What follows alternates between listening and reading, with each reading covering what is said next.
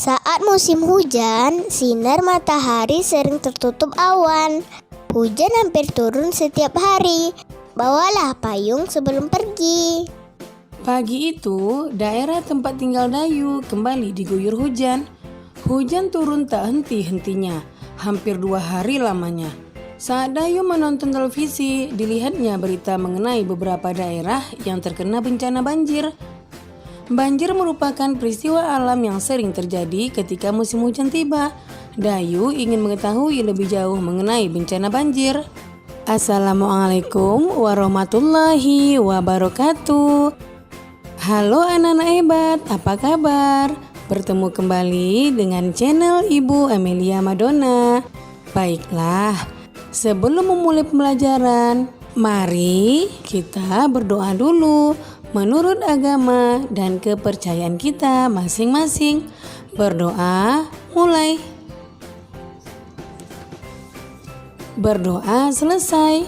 Anak-anak ibu, untuk menjaga kesehatan, kamu jangan lupa menerapkan 4M. Yang pertama, memakai masker. Yang kedua, mencuci tangan dengan benar. Yang ketiga, menjaga jarak.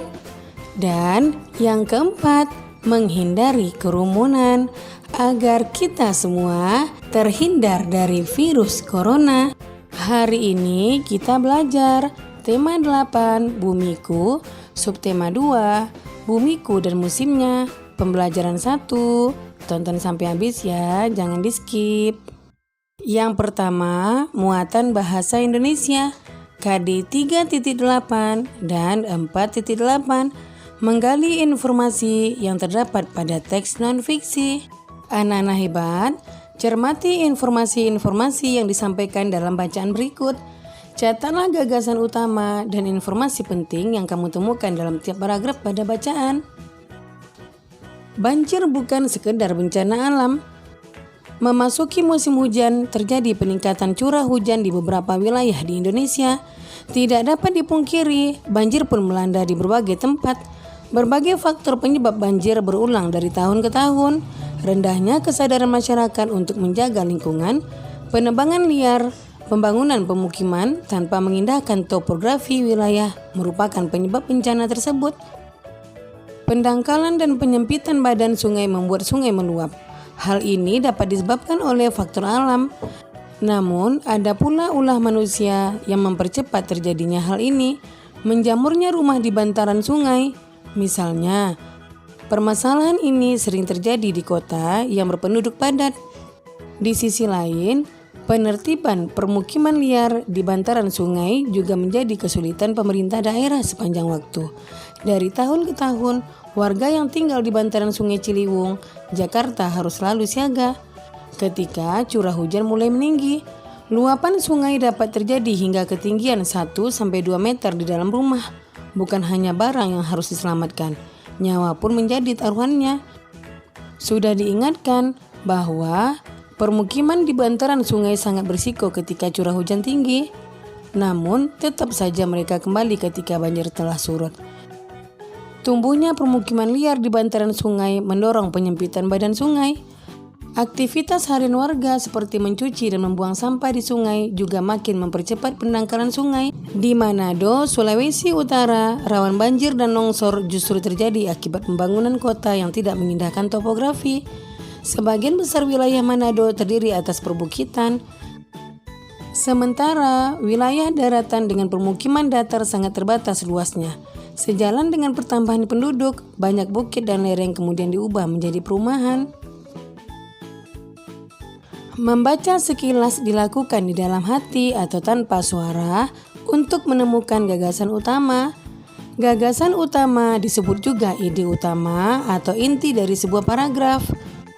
Gagasan utama dalam paragraf dapat ditemukan di awal, tengah, atau akhir paragraf.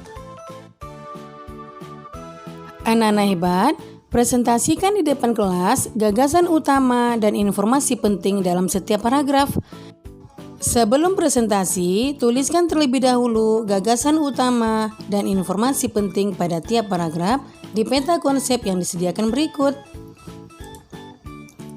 Nah, contoh jawabannya adalah Gagasan utama paragraf pertama, penyebab banjir.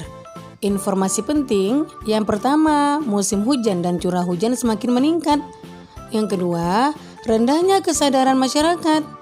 Yang ketiga, pendangkalan dan banyaknya sampah di sungai. Kemudian paragraf kedua, gagasan utama adalah pemukiman di bantaran Sungai Ciliwung. Informasi penting, penertiban bangunan liar di bantaran Sungai Ciliwung. Yang kedua, resiko pemukiman di bantaran sungai. Kemudian paragraf ketiga, gagasan utamanya adalah banjir dan longsor akibat pembangunan tidak mengindahkan topografi. Informasi penting, di Manado, banjir dan longsor akibat bangunan kota. Yang kedua, banyak bukit dan lereng diubah jadi perumahan. Nah, berdasarkan gagasan utama dan informasi yang kamu temukan, buatlah sebuah ringkasan yang singkat tentang bacaan banjir bukan sekedar bencana alam. Contoh ringkasannya adalah sebagai berikut.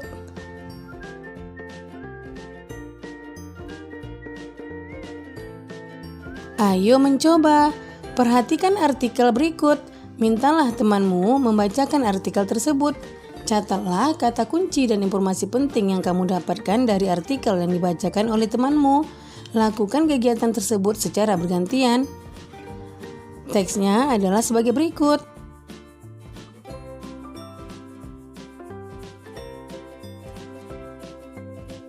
Bandingkan kata kunci dan informasi penting yang kamu temukan dengan kata kunci dan informasi penting yang ditemukan oleh temanmu.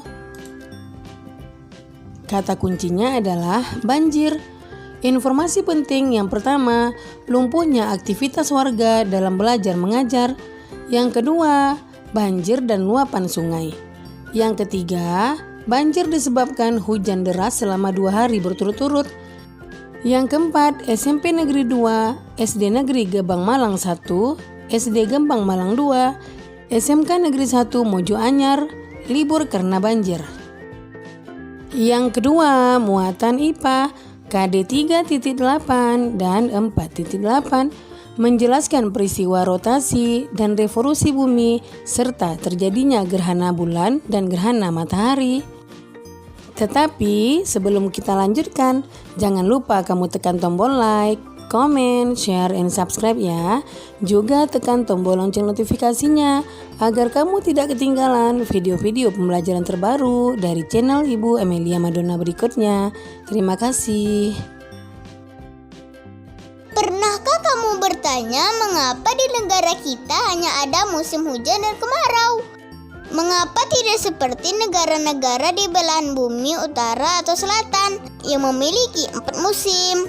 Untuk memahami lebih lanjut, ayo kita pelajari. Berikut disajikan informasi tentang musim yang terjadi di berbagai belahan dunia. Latihlah keterampilan menyimakmu dengan mengikuti langkah-langkah berikut. Yang pertama, mintalah temanmu untuk membacakan teks bacaan yang berjudul Ada 2, Ada 4. Yang kedua, catatlah gagasan utama yang kamu dapatkan dari tiap paragraf bacaan yang dibacakan tersebut. Yang ketiga, bacalah kembali dalam hati bacaan yang berjudul Ada 2, Ada 4 dan garis bawahi gagasan utama yang kamu temukan di tiap paragraf. Yang keempat, cocokkan gagasan utama yang kamu dapatkan dari bacaan yang dibacakan oleh temanmu dengan gagasan utama yang kamu dapatkan ketika membaca bacaan dalam hati. Apakah ada persamaan? Apakah kamu menemukan perbedaan? Lakukan kegiatan ini secara bergantian dengan temanmu. Nah, teks bacaannya adalah sebagai berikut.